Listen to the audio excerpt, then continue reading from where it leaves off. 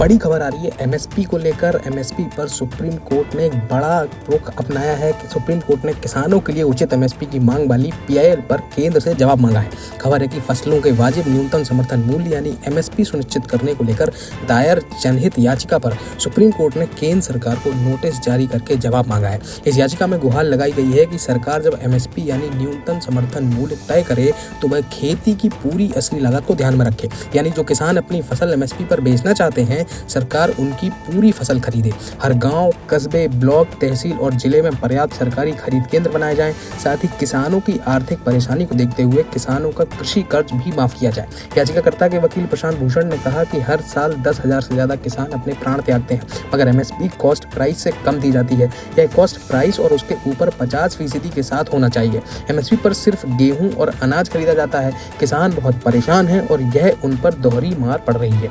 इस दलील पर सीजीआई सूर्यकांत ने सवाल किया कि बहुत सारे मैथमेटिकल फॉर्मूले बताए जा रहे हैं, जमीन पर कैपिटल की कॉस्ट में मुश्किल आएगी, क्या यह हर राज्य या जिले में अलग अलग नहीं होगा? इसके जवाब में प्रशांत भूषण ने कहा कि सरकार का भी फ्री राशन देना ठीक है, लेकिन इसका मतलब यह नहीं है कि किसान पर ऐसा असर पड़े कि उन्हें कॉस्ट यानी लागत भी ना मिले और वे आत्महत्या कर लें। चीफ जस्टिस ने कहा कि पूरे देश की वेटेड एवरेज कॉस्ट लें और उतना पेमेंट करें। सीजीआई ने कहा कि यहाँ बड़ी जमीन वाले किसान भी हैं, इसलिए सभी के लिए एक जैसी पॉलिसी नहीं हो सकती, लेकिन फिलहाल एमएसपी पर यानी किसानों को उचित फसलों का दाम देने, एमएसपी दाम देने को लेकर सुप्रीम कोर्ट ने केंद्र से जवाब मांगा है। इस पर जनहित याचिका दायर की गई थी, जिस पर सुनवाई के दौरान एमएसपी सुनिश्चित करने को लेकर सुप्रीम कोर्ट ने केंद्र सरकार को नोटिस जारी करके जवाब मांगा है।